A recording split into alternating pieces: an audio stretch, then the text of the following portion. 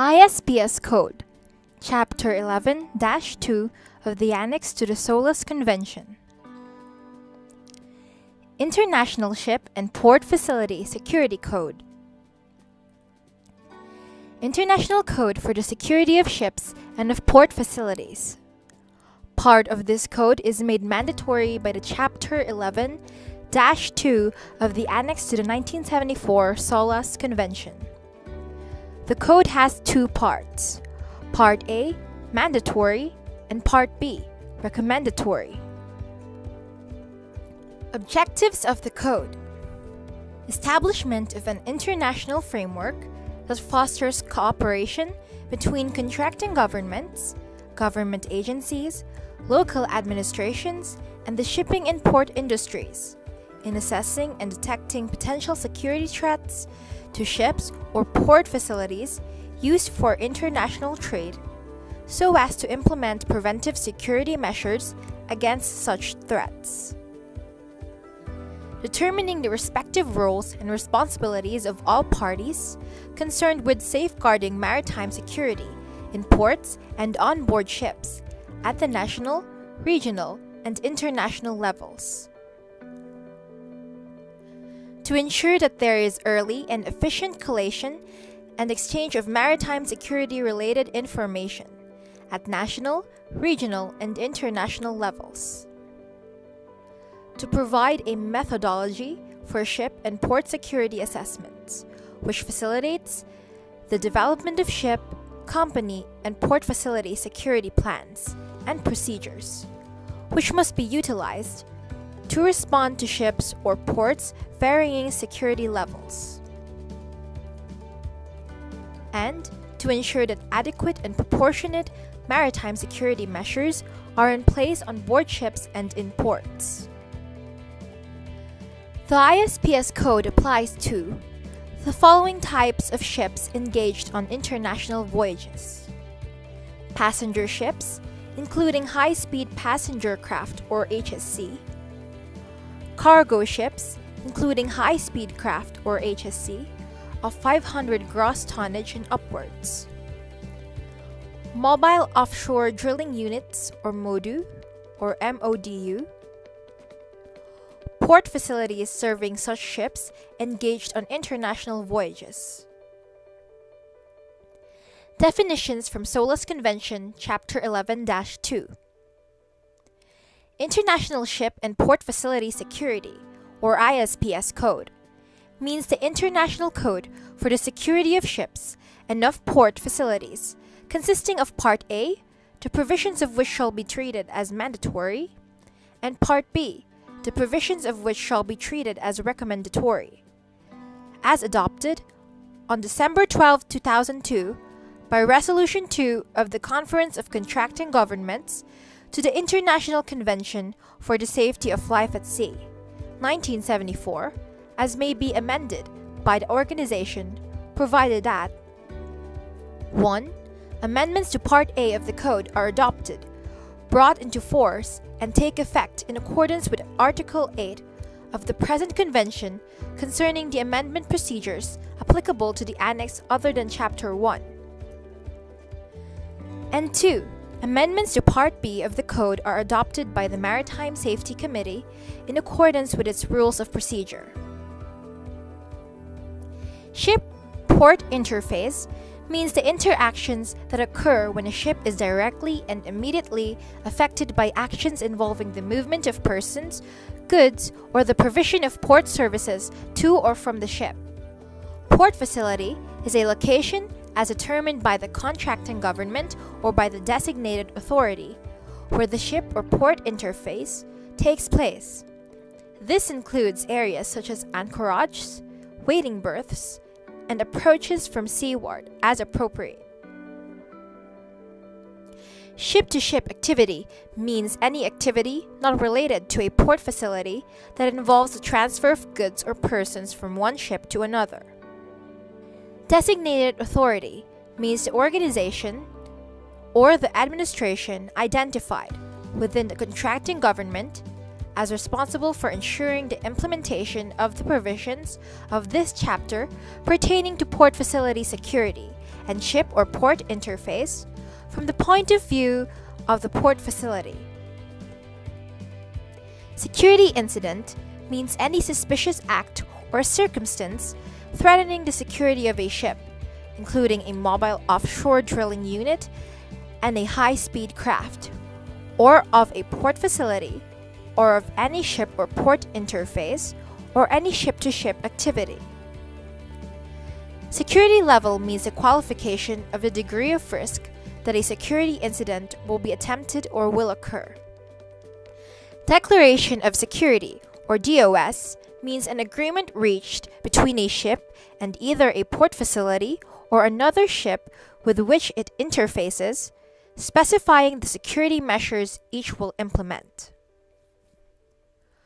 Recognized Security Organization, or RSO, means an organization with appropriate expertise in security matters and with appropriate knowledge of ship and port operations authorized to carry out an assessment or a verification or an approval or a certification activity required by this chapter or by Part A of the Isps Code. Ship Security Plan means a plan developed to ensure the application of measures on board the ship designed to protect persons on board, cargo, cargo transport units, ship stores, or the ship from the risks of a security incident. Port Facility Security Plan means a plan developed to ensure the application of measures designed to protect the port facility and ships, persons, cargo, cargo transport units, and ship stores within the port facility from the risks of a security incident. Ship Security Officer means the person on board the ship, accountable to the master, designated by the company as responsible for the security of the ship, including implementation and maintenance of the ship's security plan, and for liaison with the company security officer and port facility security officers. Company security officer means the person designated by the company for ensuring that a ship security assessment is carried out, that a ship security plan is developed, submitted for approval, and thereafter implemented and maintained, and for liaison with port facility security officers and the ship security officer. Port Facility Security Officer means the person designated as responsible for the development, implementation, revision, and maintenance of the Port Facility Security Plan, and for liaison with the ship security officers and company security officers. Security Level 1 means the level for which minimum appropriate protective security measures shall be maintained at all times.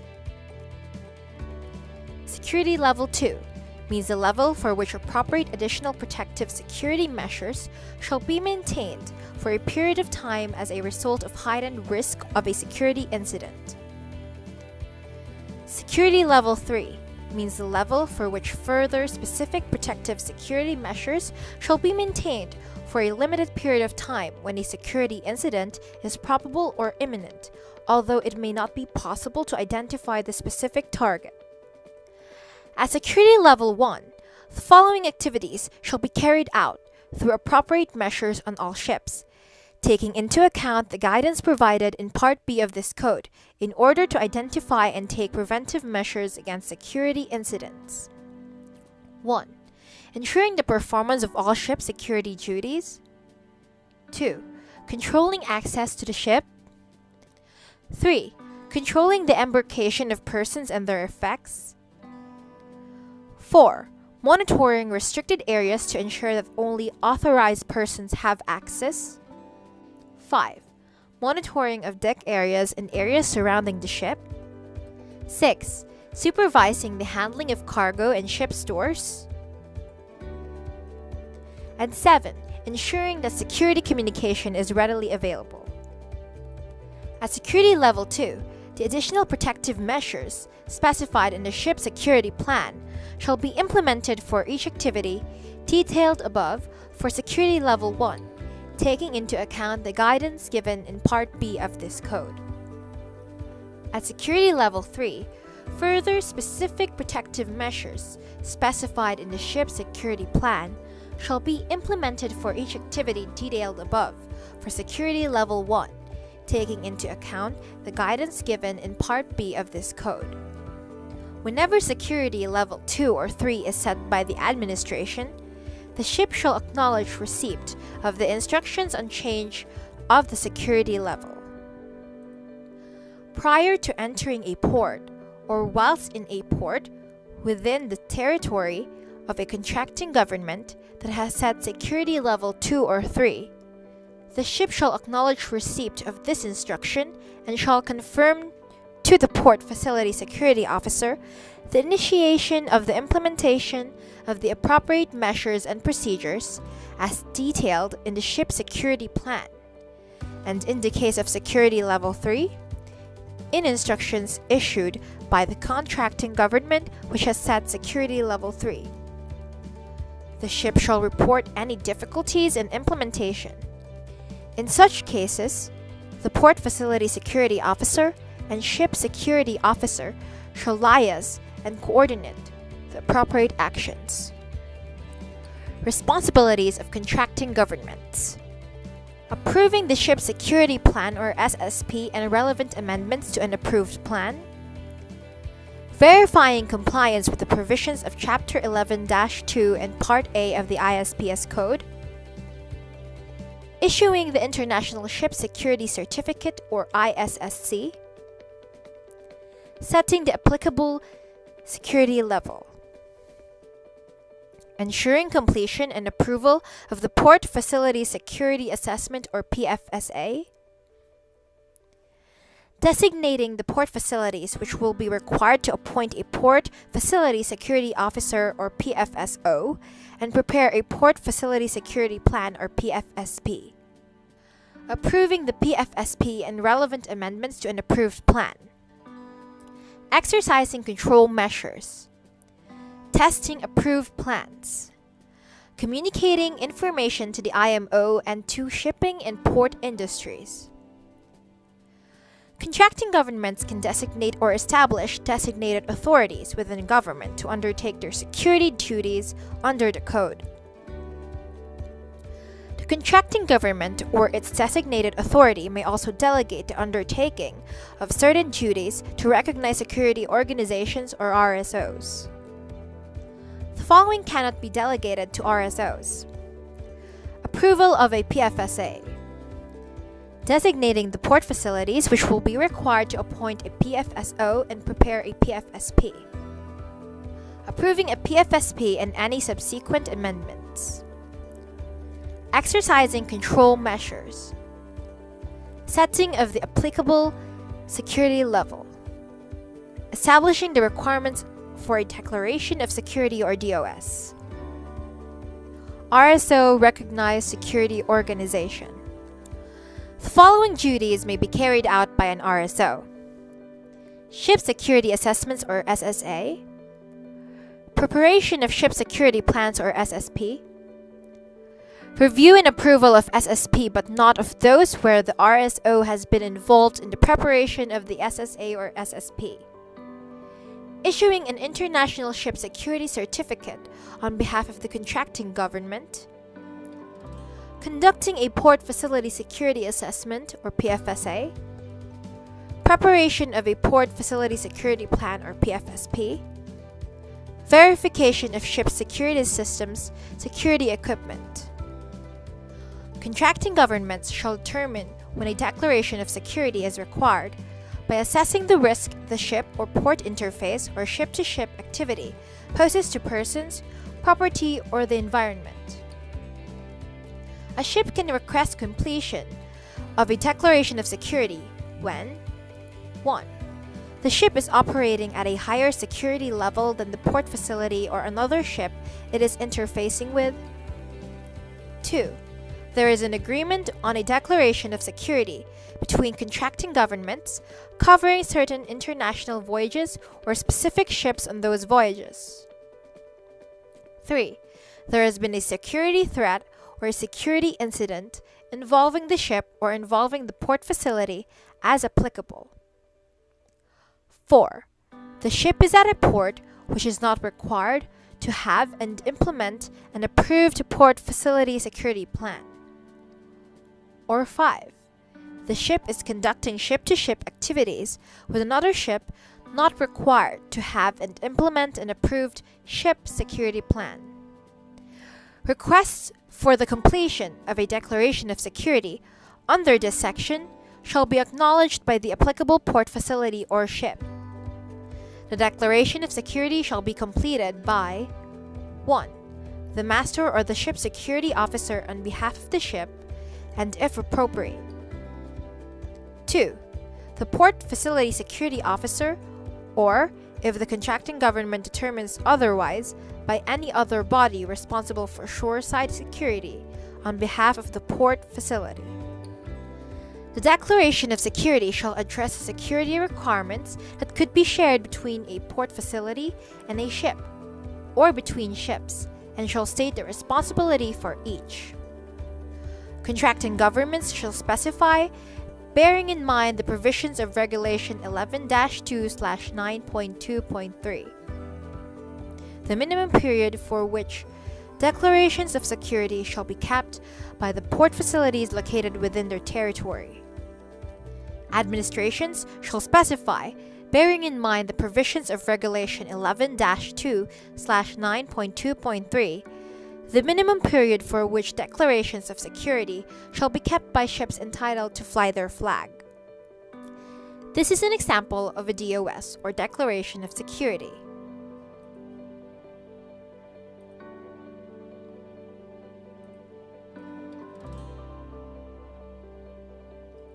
Company obligations. The company shall ensure that the ship security plan contains a clear statement emphasizing the master's authority.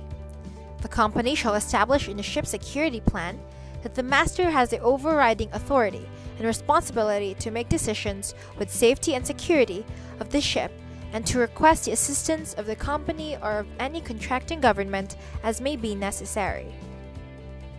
The company shall ensure that the company security officer, the master, and the ship security officer are given the necessary support to fulfill their duties and responsibilities in accordance with the Chapter 11-2 and this part of the Code. Records. Records of the following activities addressed in the ship security plan shall be kept on board for at least the minimum period specified by the administration. 1. Training drills and exercises. 2. Security threats and security incidents. 3. Breaches of security. 4. Changes in security level. 5. Communications relating to the direct security of the ship, such as specific threats to the ship or to port facilities the ship is or has been. 6. Internal audits and reviews of security activities. 7. Periodic review of the ship security assessment. 8. Periodic review of the ship security plan. 9. Implementation of any amendments to the plan. And 10. Maintenance, calibration, and testing of any security equipment provided on board, including testing of the ship security alert system. SSP, or Ship Security Plan. Each ship shall carry on board a ship security plan approved by the administration. The plan shall make provisions for the 3 security levels as defined in this part of the Code. The plan shall address at least the following. 1. Measures designed to prevent weapons, dangerous substances, and devices intended for use against persons, ships, or ports, and the carriage of which is not authorized from being taken on board the ship. 2. Identification of the restricted areas and measures for the prevention of unauthorized access to them. 3. Measures for the prevention of unauthorized access to the ship. 4. Procedures for responding to security threats or breaches of security, including provisions for maintaining critical operations of the ship or ship-port interface. 5. Procedures for responding to any security instructions contracting governments may give at Security Level 3. 6. Procedures for evacuation in case of security threats or breaches of security. 7. Duties of shipboard personnel assigned security responsibilities and of other shipboard personnel on security aspects.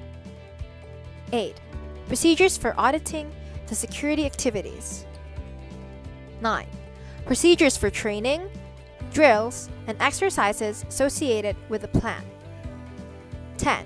Procedures for interfacing with port facility security activities. 11. Procedures for the periodic review of the plan and for updating. 12. Procedures for reporting security incidents. 13. Identification of the ship security officer. 14. Identification of the company security officer including 24-hour contact details. 15. Procedures to ensure the inspection, testing, calibration, and maintenance of any security equipment provided on board. 16. Frequency for testing or calibration of any security equipment provided on board. 17. Identification of the locations where the ship's security alert system activation points are provided. And 18. Procedures, instructions, and guidance on the use of the ship's security alert system, including the testing, activation, deactivation, and resetting, and to limit false alerts. CSO or Company Security Officer. Duties. 1. Advising the level of threats likely to be encountered by the ship, using appropriate security assessments and other relevant information. 2. Ensuring that ship security assessments are carried out. 3. Ensuring the development, the submission for approval, and thereafter the implementation and maintenance of the ship security plan. 4. Ensuring the ship security plan is modified as appropriate to correct deficiencies and satisfy the security requirements of the individual ship. 5. Arranging for internal audits and reviews of security activities. 6. Arranging for the initial and subsequent verifications of the ship by the administration or the recognized security organization. 7. Ensuring that deficiencies and nonconformities identified during internal audits, periodic reviews, security inspections, and verifications of compliance are promptly addressed and dealt with. 8. Enhancing security awareness and vigilance. 9. Ensuring adequate training for personnel responsible for the security of the ship. 10. Ensuring effective communication and cooperation between the ship security officer and the relevant port facility security officers. 11. Ensuring consistency between security requirements and safety requirements. 12. Ensuring that if sister ship or fleet security plans are used, the plan for each ship reflects the ship's specific information accurately. And 13. Ensuring that any alternative or equivalent arrangements approved for a particular ship or group of ships are implemented and maintained. SSO or Ship Security Officer.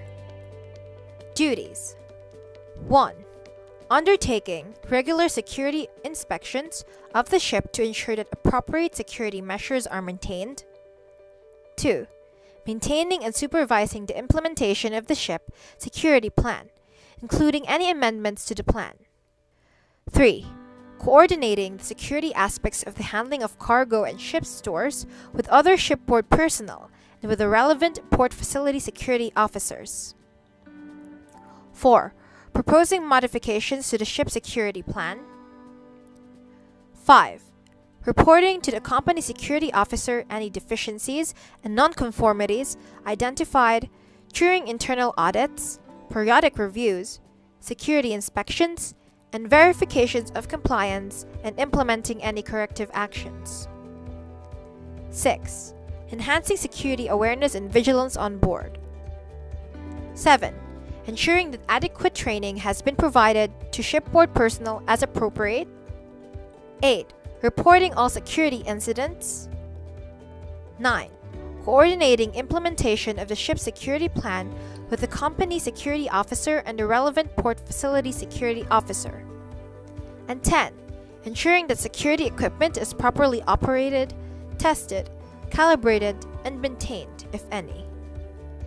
PFSP, or Port Facility Security Plan. A port facility security plan shall be developed and maintained on the basis of a port facility security assessment for each port facility, adequate for the ship or port interface. The plan shall make provisions for the 3 security levels as defined in this part of the code. PFSO, or Port Facility Security Officer. A port facility security officer shall be designated for each port facility. A person may be designated as the port facility security officer for one or more port facilities. SSAS, or Ship Security Alert System. Responsibility. The master is responsible for the activation of the SSAS in circumstances deemed appropriate to the master. The SSO is responsible for ensuring that the ship security alert system is tested in accordance with the procedures specified, and that all crew members know the location of the ship security alert activation points and the circumstances in which they are authorized to activate the ship security alert.